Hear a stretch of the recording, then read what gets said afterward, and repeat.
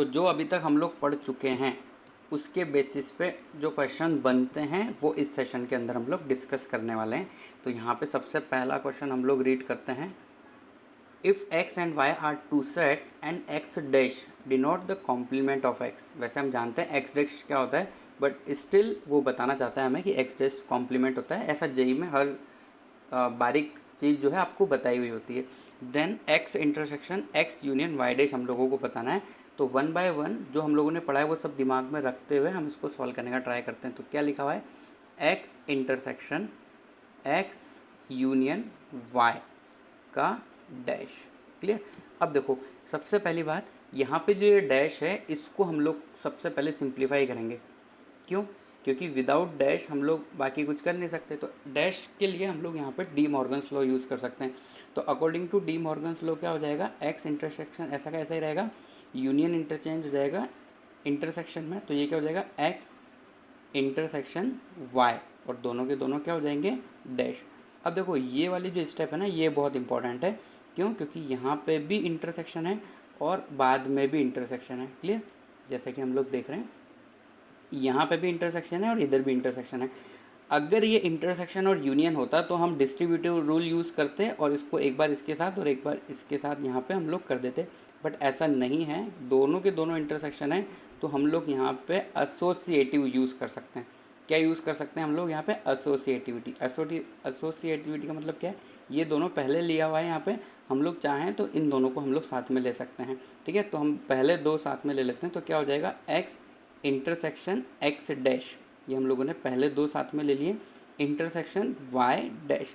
अब देखो x intersection x dash है ना, अभी अभी हम लोगों ने थ्योरम पढ़ा था लास्ट सेशन के अंदर कि ए और ए डैश का इंटरसेक्शन हम करेंगे तो बीच में कुछ कॉमन आएगा ही नहीं, तो कुछ भी नहीं आएगा। इसका मतलब क्या आएगा, फाई इंटरसेक्शन वाई डैश। अब फाई का किसी के साथ भी तुम इंटरसेक्शन कर लो, फाई के साथ कॉमन एलिमेंट किसी और सेट का कुछ हो ही नहीं सकता फाई के अलावा, तो आंसर क्या आएगा हमारा, फाई। तो फाई कौन से ऑप्शन के अंदर अवेलेबल है, ऑप्शन नंबर सी हमारा आंसर हो गया। अच्छा ये तो हो गया, चलो हमारा एक मेथड, हम इसको वेन डायग्राम की हेल्प से भी देख लेते हैं, है ना। वेन डायग्राम से भी सॉल्व करना आना चाहिए हम लोगों को क्वेश्चन, क्योंकि वो ज़्यादा इंपॉर्टेंट है। बड़े क्वेश्चन उससे इजीली होते हैं। तो यहाँ पे दो सेट हम लोगों को बना लेने हैं। सेट नंबर वन ये हो गया तुम्हारा एक्स सेट, और इसी तरीके से अभी हम लोगों को क्या बनाना है, एक और सेट बनाना है। तो ये सेट हो गया वाई, हम लोग इसको बोल देते हैं, है ना, ये एक्स सेट और ये वाई सेट। तो यहाँ पे क्या करना क्या है हम लोगों को, X intersection X union Y का डैश, है ना। तो सबसे पहले मैं तुम्हें बताना चाहता हूँ यहाँ पे हम x यूनियन y देखेंगे। तो x यूनियन y का मतलब क्या होता है, अंदर वाला पार्ट। अब उसका भी डैश, तो उसका भी डैश का मतलब कौन सा वाला पोर्शन हो गया, पूरा x और y के जो बाहर वाला जो पोर्शन है वो पूरा का पूरा आ जाएगा, है ना। तो ये रीज़न कौन सा है जो मैंने ब्लू कलर में बनाया है यहाँ पे जो है। अब हम लोग जो है x के साथ इसका इंटरसेक्शन करा लेते हैं। तो देखो x जो है वो कहाँ है, अंदर की तरफ है। अब जो ये ग्रीन और ब्लू लाइन है, क्या इनके बीच में कुछ इंटरसेक्शन लाइन बन रही है, नहीं। तो इसलिए इसका आंसर क्या रहेगा, फाई। तो ये हो गया वेन डायग्राम से, और एक नॉर्मल तरीके से इक्वेशन से भी हम लोग सॉल्व कर सकते थे इस क्वेश्चन को। चलो अब हम लोग नेक्स्ट क्वेश्चन की तरफ बढ़ते हैं। नेक्स्ट सॉल्व करने वाले हैं अभी हम लोग, ये लो। तो इसमें हमें बताना है shaded region in the given figure is. तो ये जो यहाँ पे डायग्राम दिया हुआ है इसके अंदर हम लोगों को बताना है कि ये जो ऑरेंज कलर में जो है उस रीजन को इस दिए हुए चार एक्सप्रेशन में से कौन सा एक्सप्रेशन रिप्रेजेंट कर रहा है। ओके, तो हम one by one option check कर सकते हैं या फिर हम ऐसा इसको देख के भी पता लगा सकते हैं, है ना। तो सबसे पहले डायरेक्ट वाली अप्रोच हम लोग देखते हैं, क्योंकि हम लोग एमसीक्यू सॉल्व करते हैं जेई में। तो देखो यहाँ इसको अगर तुम देखोगे ना ऑरेंज को, तो इसको तुम एक नाम दे सकते हो। क्या नाम दे सकते हो, ओनली ए, या फिर तुम ऐसा बोल सकते हो कि ए के अंदर पूरा जो ये ए है जहाँ पे मैं राउंड कर रहा हूँ उस ए का कौन सा वाला पार्ट ऑरेंज के अंदर इंक्लूड नहीं है, बी वाला पार्ट एंड सी वाला पार्ट दोनों अवेलेबल नहीं है। तो हम ऐसा कह सकते हैं कि इस ए में से बी और सी को गायब कर दो, जो ऑप्शन नंबर डी में दिख रहा है तुम लोगों को, है ना। ए में से क्या माइनस कर दो, बी यूनियन सी। तो बी यूनियन सी ये पूरा वाइट वाला, और ए में से अगर हम इसको माइनस करेंगे तो ए सेट पूरा है, ए सेट में से अगर वाइट वाले पोर्शन को हटा देते हैं तो बचेगा कौन सा, ऑरेंज वाला। इसलिए हम लोग इसका आंसर डायरेक्ट बी बोल सकते हैं, स्पीडली, तो हमारा आंसर डी हो गया। अब हम लोग देख लेते हैं ऑप्शन ए और बी का वेन डायग्राम बना के, ताकि हम लोगों को क्लियर हो जाएगा कि वो आंसर क्यों नहीं है। ठीक है, तो सबसे पहले हम ए ऑप्शन चेक करने जा रहे हैं। तो ए ऑप्शन में ए बी सी 3 है, तो चलो 3 ही बना लेते हैं। चलो ये तो हो गया तुम्हारा यूनिवर्सल सेट, क्लियर। अब 3 के हिसाब से ये बना देते हैं हम, ऊपर ए, ये बी और ये सी। ठीक है, तो सबसे पहले हम लोगों को बनाना है बी यूनियन सी। तो नाम दे देते हैं हम लोग यहाँ पे, ये ए बी और सी। अगर हम ए यूनियन बी जानना चाहते हैं तो ए यूनियन बी कौन सा होगा हमारा, ये जो मैं लाइंस बना रहा हूँ वही होगा। A union B, sorry B union C बना रहे हैं हम लोग, है ना, बी एंड सी के अंदर वाला पोर्शन। ठीक है, अब इसका इंटरसेक्शन है ए के साथ। तो अगर इसका ए के साथ इंटरसेक्शन हम करते हैं तो green colour, sorry red colour हम लोग यूज़ कर लेते हैं। तो ए के साथ इंटरसेक्शन वाला पार्ट तो ये आएगा ना। तो क्या ये ऑरेंज वाले पार्ट को रिप्रेजेंट कर रहा है? नहीं। तो ए ऑप्शन जो है गिवन डायग्राम में कौन सा पोर्शन रिप्रेजेंट कर रहा है मैं बता देना चाहता हूँ तुम्हें, ये वाला पोर्शन, ये पोर्शन ए ऑप्शन के अंदर रिप्रेजेंट कर रहा है। इस तरीके से तुम लोग बी एंड सी ऑप्शन भी चेक कर सकते हो कि कौन सा जो है ऑप्शन तुम्हारा रॉन्ग है और कौन सा राइट है। ये हो गया हमारे अप्रोच ऑप्शन के थ्रू। और एक हम कर सकते थे डायरेक्ट, जो मैंने दोनों डिस्कस किया तुम लोगों के साथ। चलो अब नेक्स्ट क्वेश्चन की तरफ बढ़ते हैं। We have to identify the incorrect statement. Okay, तो 4 ऑप्शन है, 4 में से इनकरेक्ट बताना है हम लोगों को। For all set A and B, A minus B union A intersection B is equal to A, ऐसा कुछ लिखा हुआ है। चलो इसको वेन डायग्राम से समझते हैं हम लोग। ऑप्शन ए को पहले समझने की कोशिश कर लेते हैं हम लोग। कौन सा ऑप्शन? Option number A. तो ऑप्शन नंबर ए पहले वेन डायग्राम से समझते हैं, है ना। ये ए है और बी, दो ही सेट की यहाँ पे बात हो रही है, ए एंड बी। ठीक है, तो क्या बोलना चाहता है वो, ए माइनस बी। तो सबसे पहले है ना ए माइनस बी को तुम लोग बता दो कि ए माइनस बी कहाँ होगा। तो ये ए माइनस बी है, क्लियर, जो मैं ड्रॉ कर रहा हूँ रेड से। अब है ना इसका हमें यूनियन करना है ए इंटरसेक्शन बी के साथ, है ना। तो ए इंटरसेक्शन बी कौन सा होगा, जो ए और बी दोनों में है, ये वाला पोर्शन होगा। अब दोनों का यूनियन कर देना है। तो यूनियन अगर हम कर देंगे तो ऑब्वियसली हम लोगों को ये पूरा पोर्शन मिल जाएगा।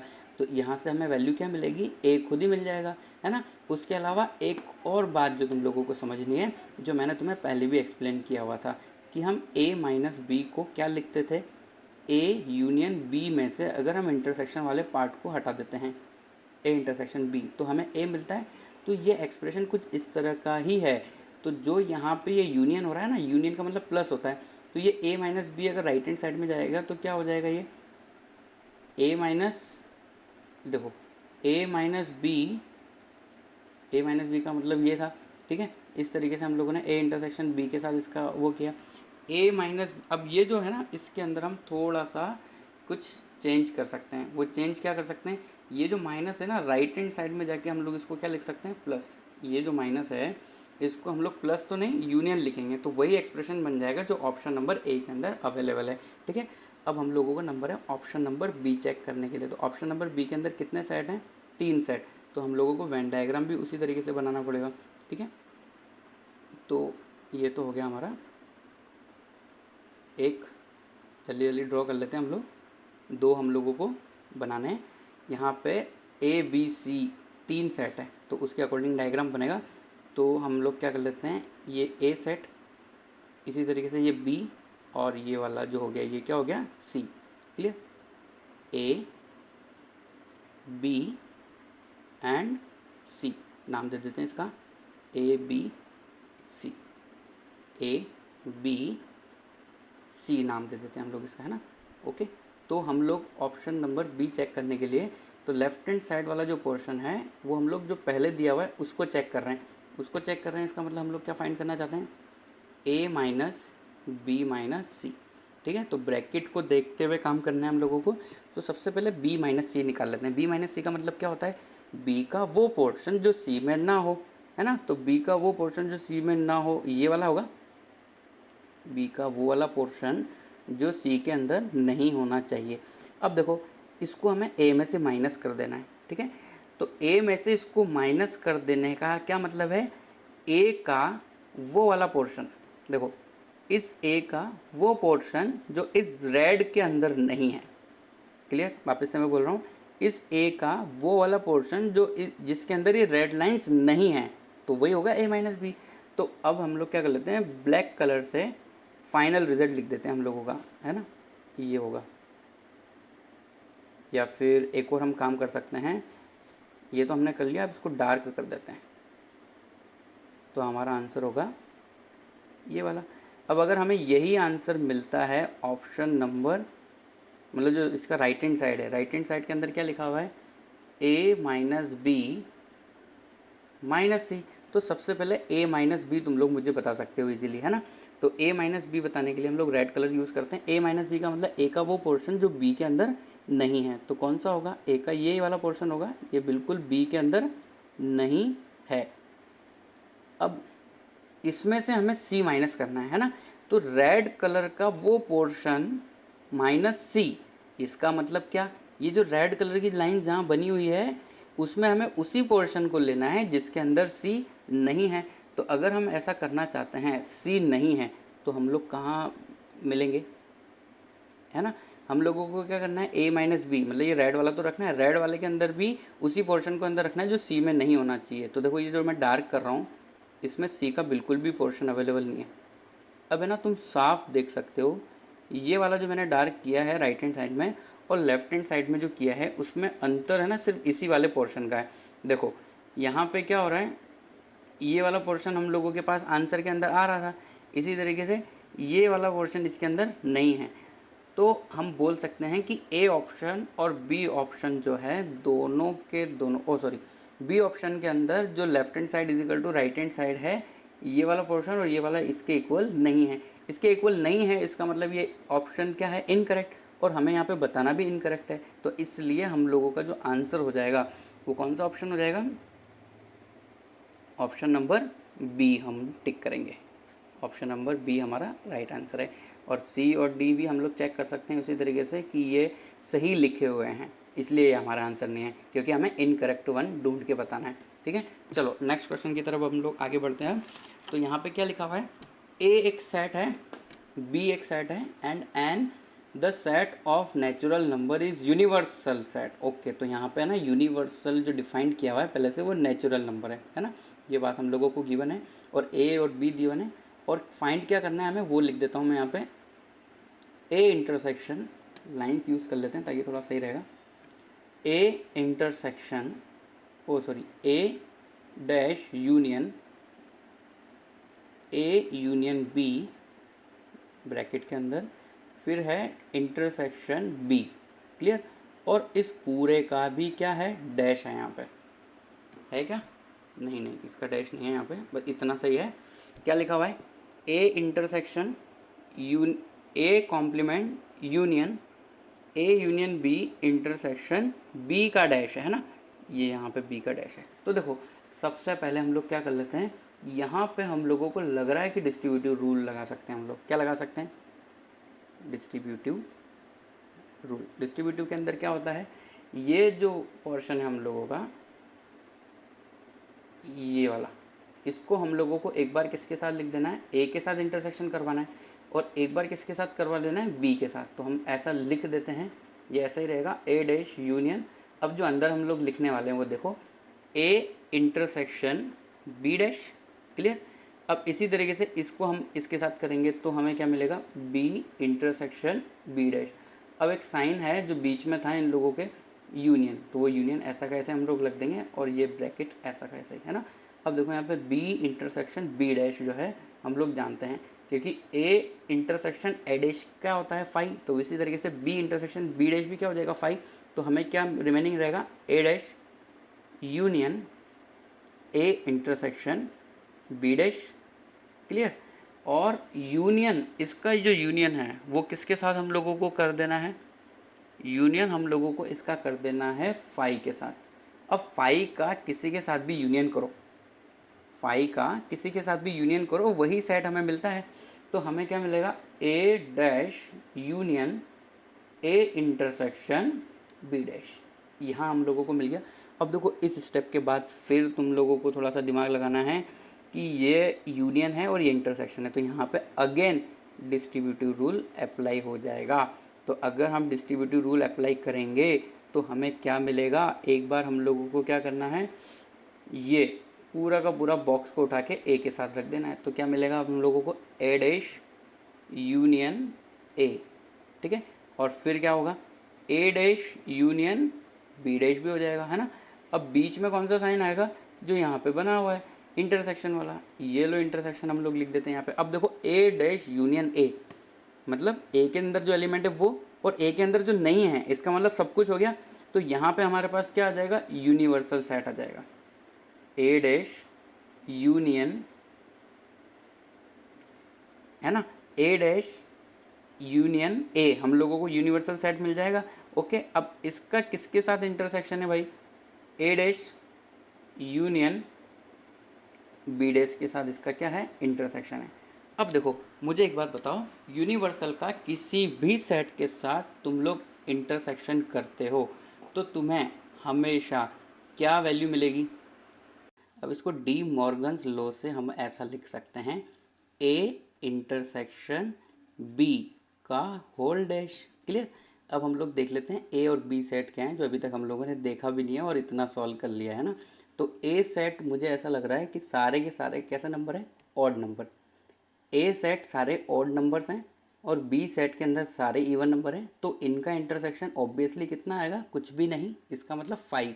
तो अगर हम लिख देते हैं A intersection B is equal to 5, तो 5 का यहाँ डैश है, 5 का डैश मतलब नल का डैश, नल का डैश होता है यूनिवर्सल सेट। ओके, और यूनिवर्सल सेट गिवन है नेचुरल नंबर। तो इस तरीके से हमारे पास जो आंसर आ जाएगा वो क्या मिल जाएगा हमें, answer option number B.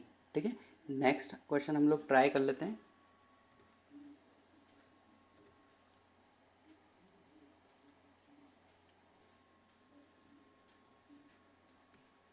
Okay, तो क्वेश्चन क्या है यहाँ पे, A union B union C intersection A intersection B dash intersection C dash. तो यहाँ पे तीन बातों का इंटरसेक्शन है, किन तीन बातों का, A union B union C, और बीच में जो लगा हुआ है वो क्या है, इंटरसेक्शन। और फिर सेकंड क्या है, A intersection B dash intersection C dash, इस पूरे का भी डैश है ना, दिखाई दे रहा है, इंटरसेक्शन सी डैश, और इन सब के बीच में लगा हुआ है इंटरसेक्शन। क्या लगा हुआ है, इंटरसेक्शन। तो हम एक काम कर सकते हैं, अगर मैं इसको पता लगा लूँ और मैं इसको भी पता लगा लूँ, और सी डैश तो पता ही हम लोगों को, और हम तीनों को एक साथ इंटरसेक्ट करा पाएंगे, तो तीन वैल्यू फाइंड कर सकते हैं हम लोग और तीनों का इंटरसेक्शन फाइंड कर सकते हैं। या फिर एक ही वेन डायग्राम में भी हम ऐसा कर सकते हैं, पर एक वेन डायग्राम में थोड़ा कॉम्प्लिकेटेड सा हो जाएगा ये, है ना। फिर भी चलो समझते हैं, एक ही अगर हम लोग डायग्राम के अंदर इसको समझने की कोशिश करेंगे तो कैसा ये रहेगा। ओके, तो सबसे पहले हम थोड़ा डायग्राम जो है बड़ा बनाएंगे इस बार, इस तरीके से, है ना। और हमें कितने सेट बनाना है यहाँ पे, ए बी सी तीन सेट है। तो ये तो हो गया ए सेट, इसी तरीके से ये हो जाएगा आपका बी सेट। एक और सेट हम लोग ड्रॉ कर लेते हैं यहाँ पे, सी सेट।